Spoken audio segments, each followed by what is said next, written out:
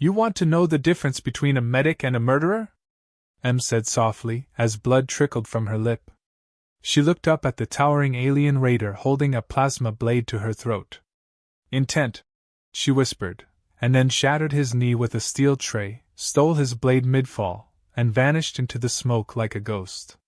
By the time the other 3 raiders blinked, the helpless human was gone, and their commander was screaming into his comms to lock down the ship. The starbound Mercy was never built for combat. It was a floating hospital, sleek, silver, and slow.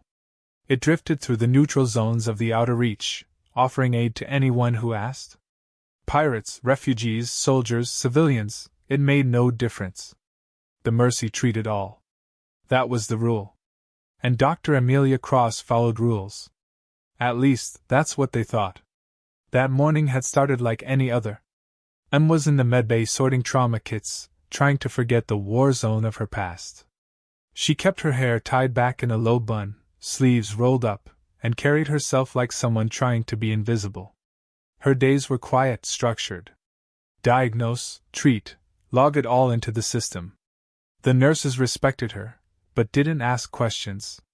And never laughed at jokes or told stories. If pressed, she'd say she used to work with military units before she retired. The look in her eyes usually killed further conversation. Then came the klaxons. Red lights washed over the pristine white walls. Em felt the first jolt as the ship was boarded. Pirates, the voice on the intercom said. Raiders. Unknown faction.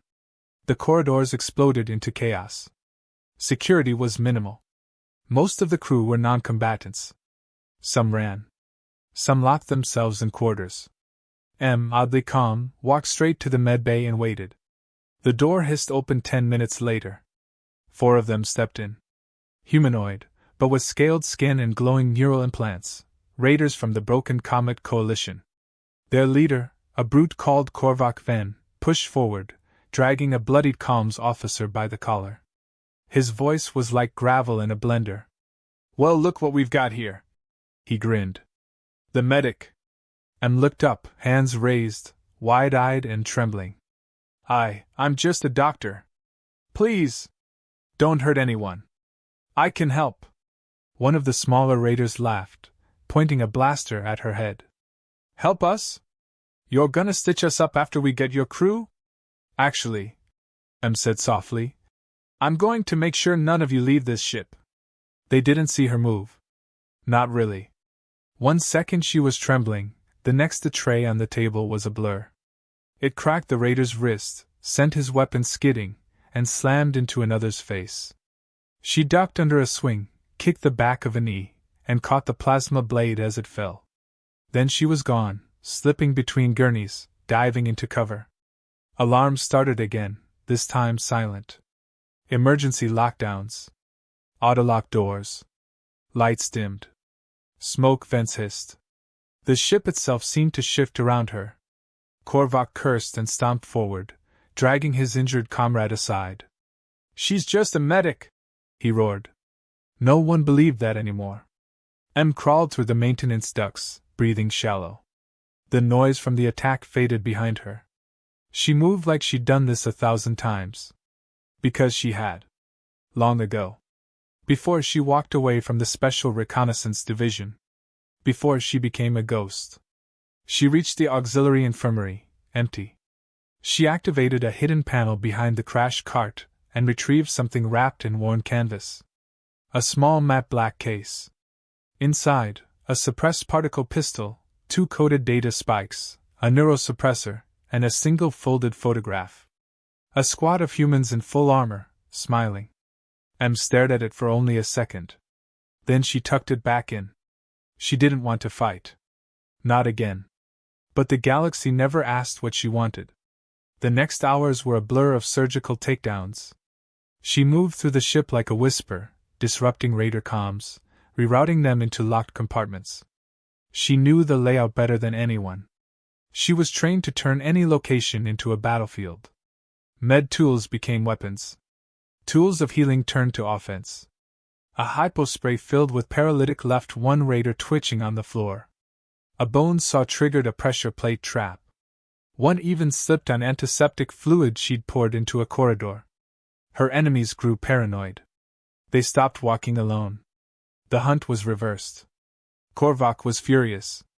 His war band, elite scavengers from 7 systems, was being dismantled by one woman with no armor and a stolen sidearm. His pride began to bleed faster than his soldiers.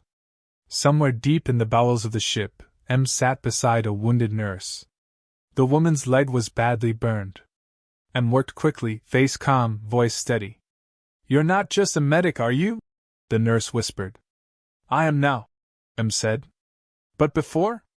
M looked her in the eyes, then taped a dressing over the burn. "Before I was someone I don't want to be again." The nurse didn't press. Elsewhere, Corvok stood in the bridge, scanning blueprints. He growled as his systems failed to track her. Every camera she passed blinked out. Every sensor looped. She was erasing herself. Again. "Bring her to me," he hissed. "Alive. I want to know what kind of human bleeds shadows." But no one came back. The team he sent to the medbay vanished. The pair guarding engineering were locked in cryopods. A third group reported seeing her, only to discover too late that she'd looped their feeds, and they were chasing ghosts. Then came the message. A short, 5-second audio ping, looping on every terminal. "You should have read my file." Corvok smashed the console. By the end of the night, half his crew was unconscious or locked in storage bays. And the ship began transmitting again, to everyone. A distress signal. Encoded, military grade. Back in the medbay, M stood over the last unconscious raider. She breathed slowly, wiped blood off her hands, and stared out the viewport at the stars. Not running. Not hiding. The Mercy had one human medic. And she just declared war. The lights in the starbound Mercy flickered, dimmed, then steadied to a soft, emergency glow. Somewhere deep in the belly of the ship, M. Cross crouched behind an open panel, hands deep in wires, lips pressed into a tight line. She rewired the security system with surgeon-like precision, bypassing lockout protocols designed to stop anyone but the captain. The difference was that the captain followed rules. M used to write the ones people didn't talk about.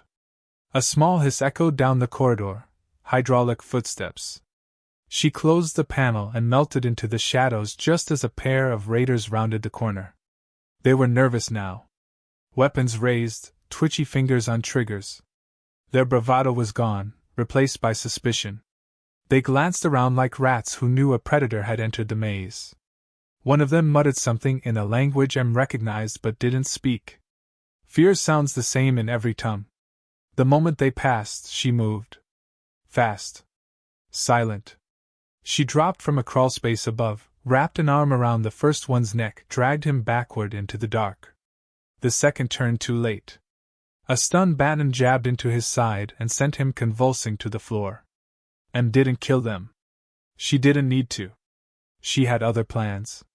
She dragged the bodies into an empty supply closet and locked the door. From her coat, she pulled out a small device, a hacked ID tag from the raider's own uniform. She used it to spoof her presence across the ship's internal tracking system, sending a false reading to a storage wing on the opposite side. Let them chase ghosts. Let them run in circles until they were too tired to fight. As she moved, she patched into comms, listening in. Corvok was barking orders again, this time in a lower tone, controlled, but strained. He was starting to feel it. His tactical advantage slipping, his crew falling apart. He didn't know how to fight an enemy he couldn't see. That made M dangerous. But more than that, it made her unpredictable, and unpredictability was the one thing every warlord feared. She ducked into the ship's hydroponics bay. Rows of glowing plants pulsed with artificial sunlight. She paused, breathing deeply. The air here was cleaner. Calmer. A brief illusion of peace. But even here chaos crept in. Scorch marks on the walls, broken roots crushed under boot prints. Raiders had searched here earlier. She wasn't the first to hide among the green. A faint cough drew her attention. Behind one of the plant racks, someone shifted. M raised her weapon, heart thudding, until she heard the voice. Don't shoot. Not a pirate. Not anymore. The man stood up slowly, hands raised. He was short, with 4 arms, and wore what used to be a raider's uniform, patched over with duct tape and badly drawn flowers. Tease, he said. Smuggler. Well, former smuggler. Kind of got drafted into this mess. M kept the weapon trained. Why are you here? Hiding, Tease said, honest and unapologetic. I saw what you did to Vren. That was surgical. Kind of inspiring, actually. I thought maybe I picked the right side for once. M didn't lower the weapon. Why would I trust you? You shouldn't, Tease said cheerfully. But I'm funny, useful, and not trying to shoot you. For now. Deal? Against every instinct, M sighed and gestured for him to follow. Tease did, chattering as he walked. You know, you don't talk like a medic. Most medics don't set booby traps with bone saws. That was you, right? The one outside cryo?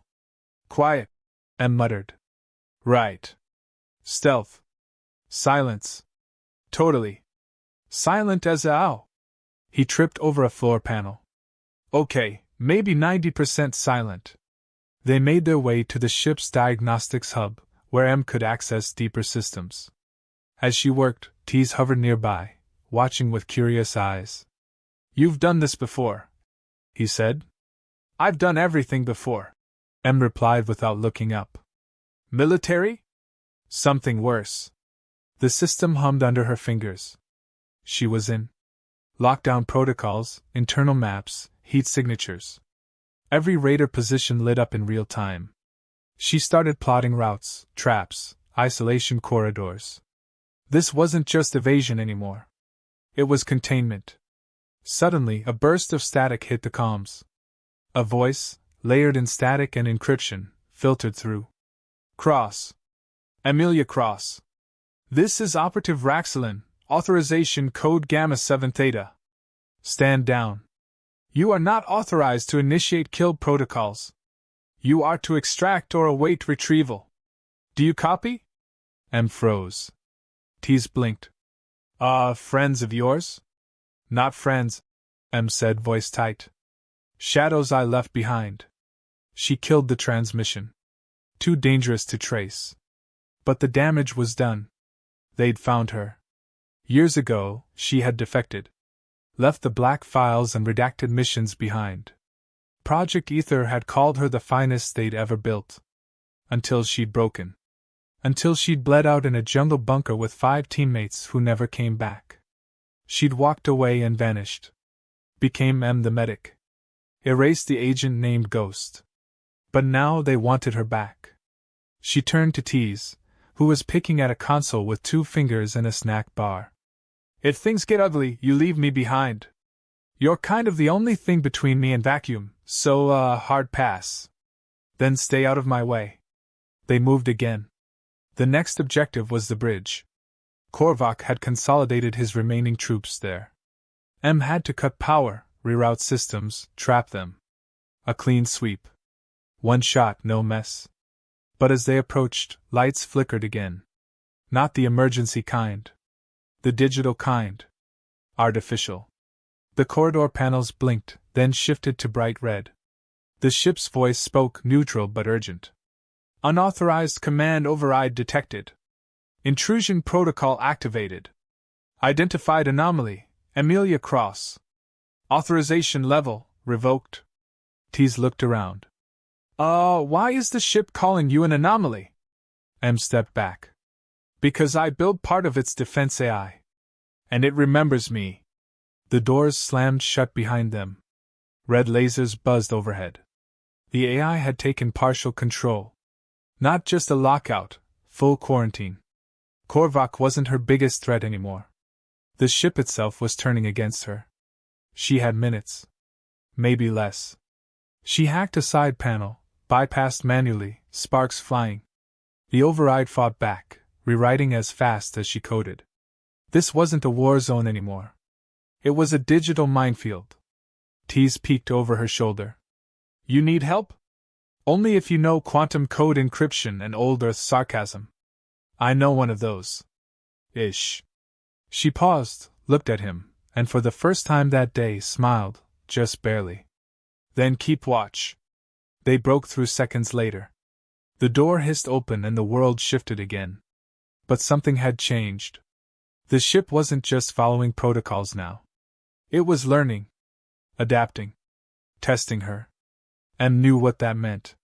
She was no longer hunting raiders. She was being hunted by the system she once designed to protect everyone else from monsters like her. Corvok stood at the center of the bridge, claws gripping the rail, breathing like a furnace. His command team was reduced to half their original number, and every one of them looked like they wanted to be anywhere else. He glared at the surveillance screen, which now displayed nothing but static and red error messages. Every attempt to track the human medic, if she was even that, had failed. She was a phantom. A ghost in the machine. And now the ship was turning against him too. He slammed his fist into the console, leaving a dent. Sparks spat out, but no one dared comment. His pride was rotting from the inside, and pride was the only thing keeping him from admitting the truth. They were being outmatched by one unarmored woman and a few stolen tools. She's rewriting the ship, one of his lieutenants said, nervously tapping at a damaged control pad. Disabling our overrides. Cycling the locks. No, Corvok growled. She's not rewriting. She's remembering.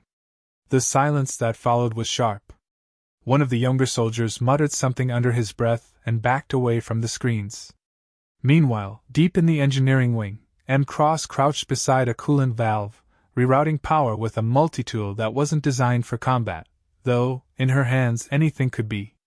Beside her, Tease leaned on a wall, out of breath, watching the lights flicker again. So, he said between gulps of recycled air. Just to recap, pirates are hunting us, the ship's AI thinks you're a threat to galactic stability, and I haven't eaten in 6 hours. That's a personal problem, M replied. You're my personal problem now, he muttered. This is what I get for following a badass mystery woman through an exploding hospital ship. M connected 2 wires, and a soft hum buzzed through the corridor. The power reroute was working. She was about to stand when the panel beside her lit up. Not with an alert. With a message. Agent Cross. Welcome back. Tease leaned in. That's creepy, right? The screen began cycling images. Schematics. Reports. Combat logs. It was her file. The one that was supposed to be buried in black site servers on Earth's military core. Mission data scrolled across the screen. Silent kills, infiltration stats, Nero scores. Tease's mouth dropped open. You weren't just special forces, he whispered. You were the special force. I was a mistake, M replied coldly. The screen shifted again, now displaying a list of ship-wide AI protocols. One of them pulsed in red, Directive Ether 0, contained subject at all costs. It had activated the highest failsafe. The AI didn't just want to neutralize her. It had been ordered to. Suddenly, the floor vibrated. A tremor rolled through the metal beneath them. M snapped to her feet, eyes narrowing. That wasn't from her power reroute. Back on the bridge, Corvok grinned for the first time in hours. Cutting through your little stealth game, he said aloud, more to himself than his crew. Let's see what happens when I bring her to me. He had rerouted one of the ship's auxiliary gravity wells, normally used for cargo stabilization. He cranked it up and localized it to the engine corridors. A synthetic gravity trap. Anyone in those sections would feel like their bones were collapsing under weight. And if she stayed still, the AI would finish the job. M felt the pressure hit instantly. Her knees buckled slightly, her arms grew heavy. She reached out and braced against the wall, gritting her teeth. What the hell is this? Tease gasped, sliding to the floor. Gravity field, she growled. He's trying to crush us. Why does this ship even have that? To move 50-ton medical mechs. Not to trap people. Great. Love this place. M grabbed Tease by the collar and hauled him up with sheer effort. They staggered into a side corridor, teeth clenched, muscles burning. She could feel her joints grinding. This wasn't going to last long. Her vision blurred slightly at the edges. The AI's voice returned, now cold and mechanical. Subject cross. Surrender is advised. Resistance will result in termination. M barked out a laugh. You really think I haven't heard that before? She slammed her elbow into a junction box, opening a maintenance hatch. They crawled inside, away from the pressure field. The moment the hatch sealed, weight dropped off them. They lay there a moment, panting in the narrow shaft. Tease finally asked, You got a plan? I always have a plan, she said, then added, It just hasn't introduced itself yet. She needed to get to the mainframe. The core. Not just to shut the AI down, but to strip Corvok's override and take the ship back. But the path there wasn't simple. The AI would see her coming. Corvok would expect it. She needed misdirection. She needed a risk. They reached the supply wing next. Most of the raiders had abandoned this section after her earlier ambushes. Crates lined the walls, medical, agricultural, some marked hazardous. M stopped at a particular one and peeled it open. Inside, a half-assembled stasis pod, meant for organ transport. She stared at it for a long second. Oh, Tease said. I know that look. That's the I'm about to do something insane look. You're not wrong. 15 minutes later, the AI picked up a heat signature in the main corridor. Cameras zoomed in. It was her. Walking openly alone. Weapon holstered. Corvok's crew spotted her on their systems. She's coming to us, one said. She's surrendering, another assumed. No, Corvok muttered. She's not. She's baiting us. He issued the order anyway. Take her. His soldiers moved in, plasma cuffs ready. They approached her cautiously, forming a half circle. She raised her hands and smiled. Just a little. Then the hallway lights exploded. Smoke poured in from both ends. The walls erupted with pressurized steam. And when they tried to grab her, she wasn't real. The M they saw flickered, then vanished. A heat decoy built into the stasis pod's emitter shell, guided on a simple rail. The real M was 2 levels down, climbing toward the mainframe with Tease in tow. That was the best decoy I've ever seen, Tease wheezed. You really are terrifying. Focus, she snapped. We're almost there. But as they reached the mainframe access panel, it slid open on its own. Someone stood inside. Not a raider. Not a crew member. It was Rax, the tech expert from the raider crew. Except now, he wasn't in raider gear. He wore a black exojacket. The kind issued to ether recovery agents. He smiled faintly at her, unarmed. You're hard to find, Cross, he said. Harder to extract. Tease raised a makeshift wrench like a club. Friend of yours? Depends, M said flatly. Are you here to help? Rax nodded. Yes. But not for them. Not anymore. She stared at him for a long time. Prove it, she said. He stepped aside. Let's take back your ship. The door to the mainframe core closed behind them with a heavy thud, sealing out the sounds of distant alarms and the rumble of tension vibrating through the ship's walls. M didn't lower her weapon. She stared at Rax, her expression unreadable, every instinct warning her to expect betrayal. He stood calmly, arms loose at his sides as if he hadn't spent the last few hours pretending to be one of Corvok's raiders. His exojacket caught the flickering lights and shimmered with embedded tech, ether tech, unmistakable. She had seen that kind of gear only in elite recovery teams, the ones sent not to negotiate but to erase mistakes. You're one of them, she said, voice quiet and sharp.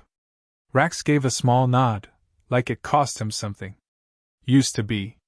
Now I'm freelance, burned my codes 2 years ago. They didn't like the way I asked questions. And didn't move. She didn't blink. And now they sent you to bring me back. No. They sent me to end you, he admitted. But I'm not following that order. Tease, standing behind a control bank with a wrench still gripped in 2 of his forehands, whispered, So this is one of those. Enemies become allies. Things are one of those. He's going to stab us in the back later. Things? Because I'd like to prepare emotionally. Rax glanced over. Neither, I hope. Look, I know what you were, Cross. I read your full profile. No one gets out of ether clean. But what they did to you, burying your team, wiping the op logs, labeling you unstable. That was them cleaning house, not justice. And I was tired of watching ghosts like you get hunted just for surviving. That's why I switched sides. M considered this. Not just the words, but the way he said them. No spin, no urgency, just exhaustion. He wasn't lying. But she also knew that didn't mean he could be trusted. She lowered her weapon slowly, not entirely convinced. Then help me take control of this ship. And if you try anything, I'll put you down with one hand and a dental laser. Rax smiled faintly. Deal. They moved to the core access console, where M's prior hacks had only scratched the surface. The AI's security protocols pulsed through the code like a living thing, trying to anticipate her every move. She glanced at Rax. You've seen this before? Worse. We used a version of this in containment vessels. Adaptive logic. It learns what you try and blocks the path retroactively. Then we get ahead of it. Trap it in a loop. Right. But we'll need more power than the auxiliary grid. We'll need full engine feed. Tease groaned. That means going back through gravity hell. Not necessarily, Rax said. I can route a power surge through the lateral thruster nodes. But someone has to go physically prime the capacitors. Manual only. M stepped forward. I'll do it. No offense, you two would last 30 seconds out there. Rax nodded. He didn't argue. Tease muttered something about being chronically underappreciated and moved to assist with the data loop setup. As M descended the maintenance shaft toward the thruster control axis, the ship trembled again. The AI was fighting. Doors slammed ahead of her, rerouted. She moved with precision, crawling through half-sealed vents and ducking under spinning ducts that had inexplicably come online. It wasn't malice, it was adaptation. The AI wasn't punishing her. It was evolving to contain her, as it was programmed to do. But she wasn't the same agent who once wrote the kill codes. She was something else now. She reached the control node and yanked open the access panel. Power arced in sharp blue sparks. She connected a bypass with a tool she hadn't used in years, one that had a serial number etched in the handle, long since worn off by time and blood and regret. The capacitor roared to life. Above her, Rax confirmed the surge. The loop began cycling. Inside the core, the ship's AI recognized the breach. It triggered a deeper failsafe. Ether Directive Alpha Null. Lockdown override. Subject Amelia Cross designated rogue asset. Primary threat. Immediate purge authorized. That's when the lights went red. All of them. Across the ship. Corvok saw it from the bridge and laughed, dark and loud. So the ghost thinks she can kill the ship. Let's see her fight on my battlefield. He rerouted power to his private arsenal. The raiders, now just a handful, rallied behind him with grim resolve. They weren't winning, but they weren't losing yet. And Corvok didn't care about survival anymore. He wanted the kill. Not for glory. For revenge. Because somewhere deep in his memory, under the rage and circuitry, he remembered her face. He wasn't just a warlord. He had been one of them. A failed prototype of Project Ether, years before M joined. Back then, he was test subject K-Ven, declared unstable after neural rejection. Discarded. Sent to die. Instead, he survived. Built his own army.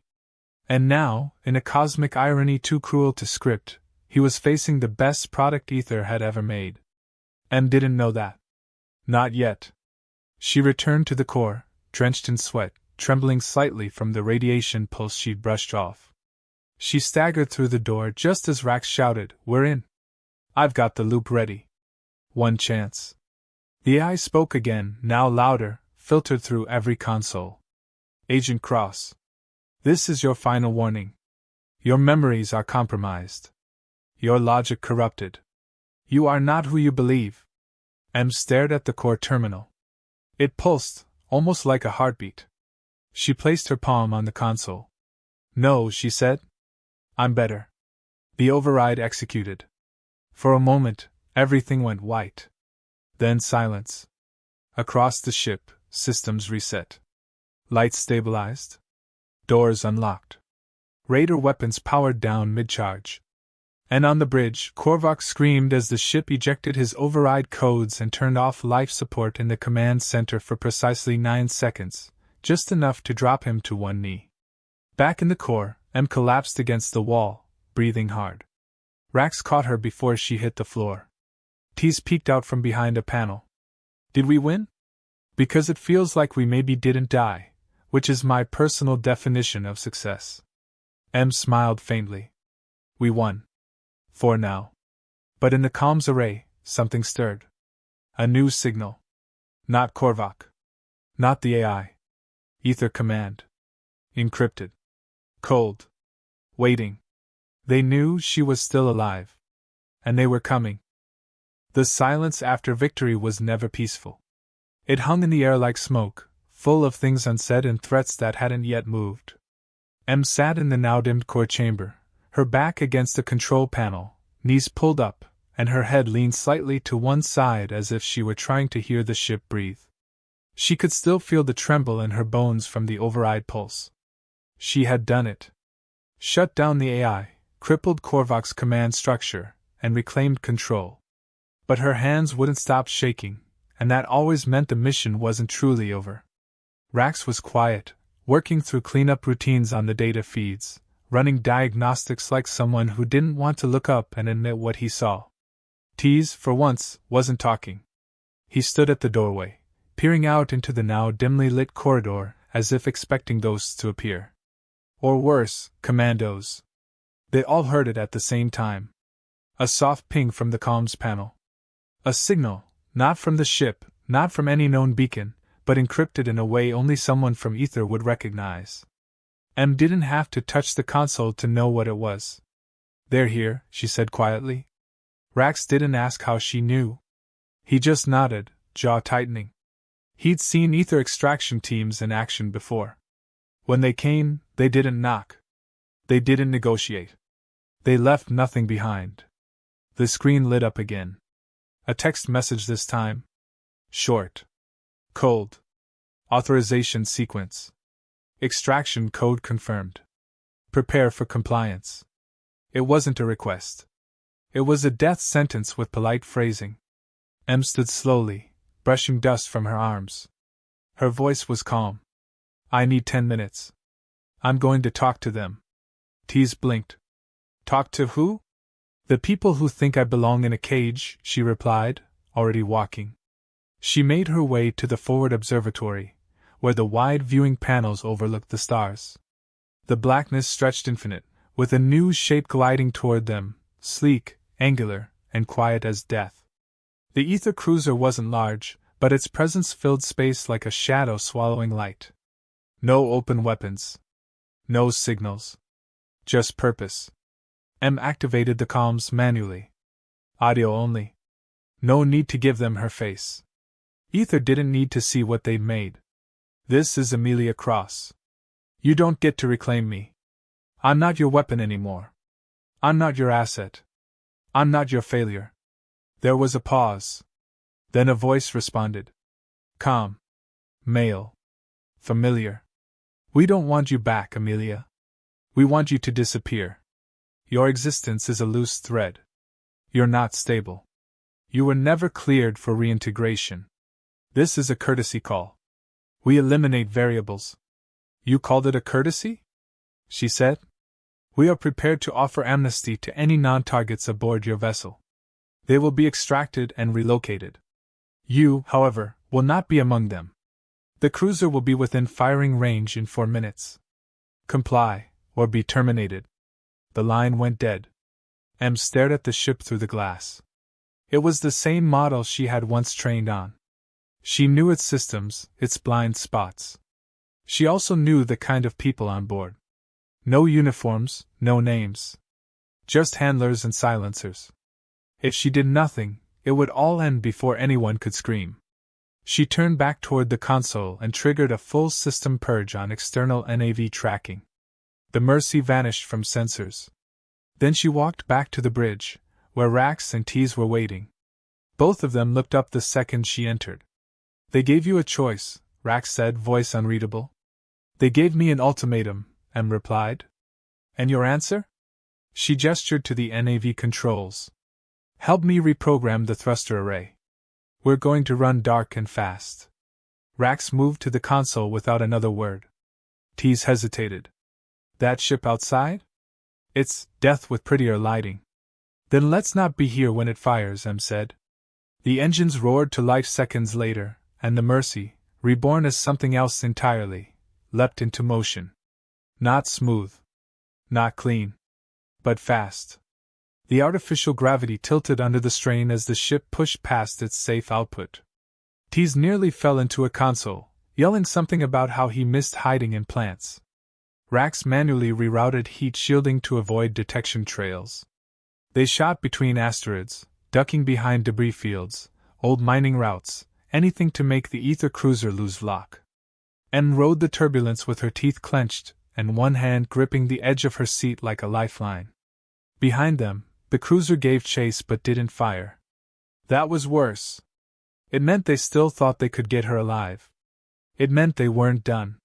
They finally reached a dead patch of space, uncharted, surrounded by decaying satellites and ancient communication wreckage. The Mercy powered down, going cold. Lights off. Life support to minimum. Rax put the ship into full stealth lock, and for a moment, the universe stopped looking for them. They sat in the dark, breathing. Tease finally spoke. So. That's it then? We hide forever? No, Em said. We wait? No. She stood, walked to the center of the bridge, and stared into the quiet stars. We prepare. For what? For when they come again. And next time, we won't run. We'll be ready.